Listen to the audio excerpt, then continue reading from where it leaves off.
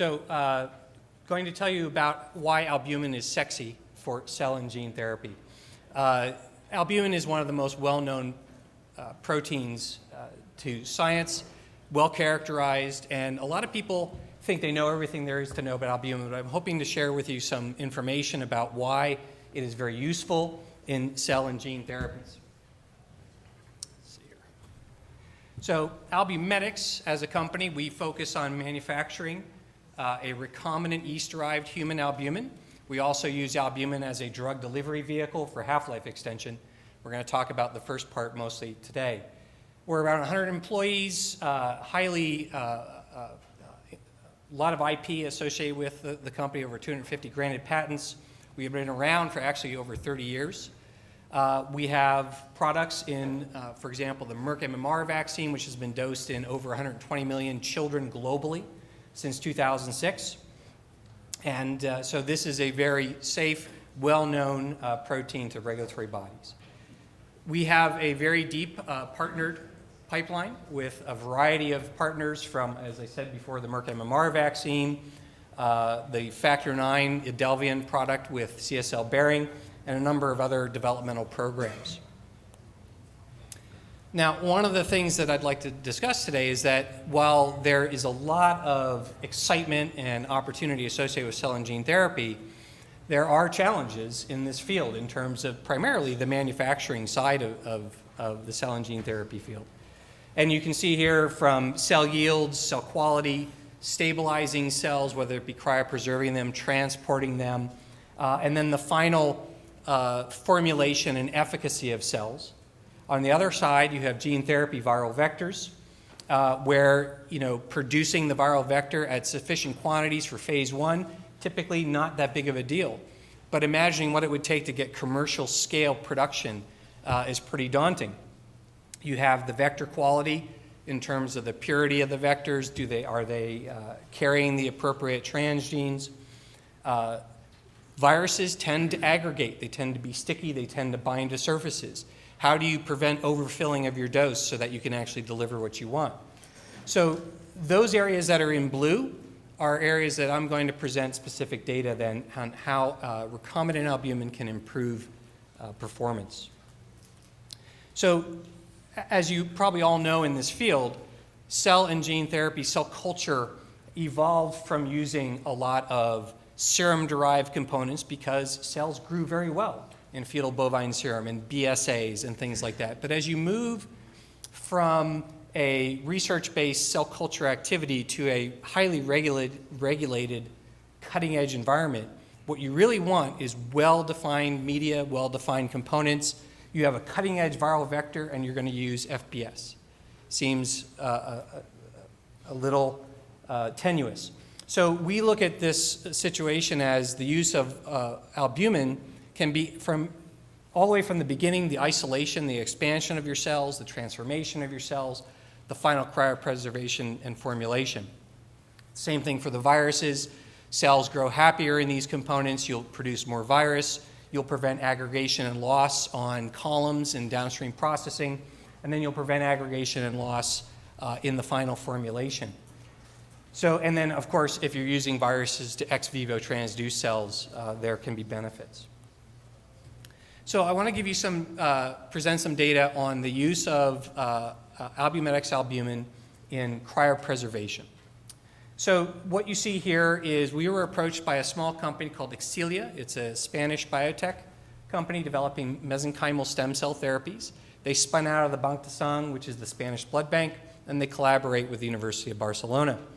And to be fair, they approached us with a problem. That is, once they cryopreserved their cells and thawed them, they had a 12-hour window from where they thawed to they had to treat the patients before they dropped below that sort of magical 70% threshold. Now, they looked at all the different components of the media, so what I'm showing you are the albumin variable, that experiment. So what they did is they froze cells in a plasma-light cryopreserved DMSO solution with either our product, 2%, or a commercially available human serum albumin. You freeze the cells, you thaw and wash into plasma light and albumin to reduce the amount of DMSO, and you remove the cryopreserve. You then look at the cells for viability, identity, and potency and try and see what is going on. And of course, like any cell therapy, you have the criteria that you're trying to hit. I need 70% viability, I want to maintain identity, I want to maintain potency. So right out of the gate, we saw something very interesting. The black bars represent human serum albumin, thawed mesenchymal stem cells, and the gray represent the Albumedix product. So you can see within 24 hours, they had dropped below the 70% viability threshold, and that's consistent with their observations. So there's nothing really new there, but you can see that it continues to decline over time. Whereas with using our product, they were able to maintain viability for up to 72 hours, possibly longer. So the question is, what's going on? Why is this happening?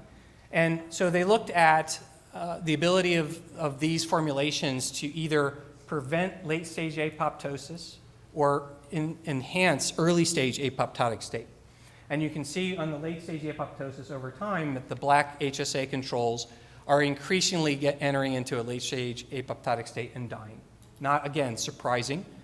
Whereas with the recombinant product, the Albumedix product, that maintains a certain level of late-stage apoptosis, but it's not increasing over time. So it's maintaining it. On the right side, you can see, boy, if that 48-hour point was significant, I could actually argue there's an increasing trend. It kind of looks that way, but we can see that there's a higher level of cells in early-stage apoptosis with our product.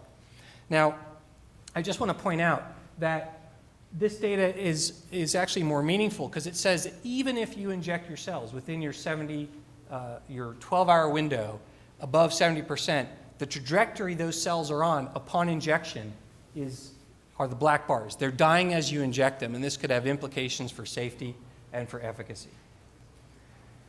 Now, they also looked at all the possible combinations of whether or not you freeze in human serum albumin and thaw, whether you freeze in our product and thaw, or the mixtures, the combinations. And the point I want to make here is for allogeneic cell therapies, if you have already established your cell bank, and if that bank was established in a human serum albumin, there's hope to have a more well-defined media. So if you look at the third bar on the left column, you can see that it's frozen in HSA and thawed in our product. And then if you look over at the right panel, you can see that over time, that third bar has the best improvement, right? So even if you freeze in HSA and you thaw in our product, you have this most significant improvement and increase in cell viability over time. And this work has now been published, and I'm happy to share this with you after the talk. So now I want to switch gears, and I want to talk about an application of using albumin in viral vector gene therapy.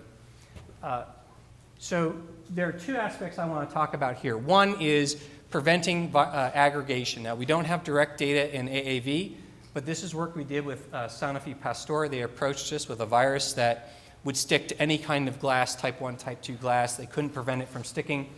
So they used a nanogold visualization technique. You add the virus will stick to the glass. You wash off the liquid. You add the nanogold suspension. It binds to the virus. You wash that liquid off, and then what you're left with is that haze on the vial, that kind of gray haze. And so here, the trouble sometimes working with big partners, they don't share all the details, but you can see that the negative control, that haze, is the virus stuck to the vial.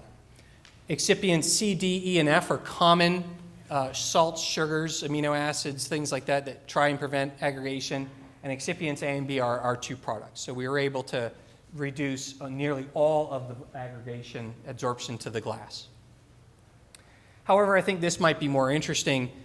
This was a fairly recent paper done by, I'm sure a lot of you know, the Samolsky group in North Carolina. They were looking at direct interactions of AAV with human serum, and what is it in serum that enhanced transduction? And of course, it's in our presentation because they determined it was albumin. So they show that AAV transduction was enhanced in human serum, that they were able to get enhanced transduction both in liver and skeletal muscle, that albumin actually enhanced the targeting of AAV to the cells. So it acted almost like a chaperone. And then they showed with an actual factor IX expressing transgene that they could improve transduction. So let me show you some of the data in that paper. So what you're looking at in panel A is the fold improvement of formulating these different serotypes in serum versus PBS. So on average, you're getting about a 4 to 7-fold improvement in transduction, which long-term could be very significant.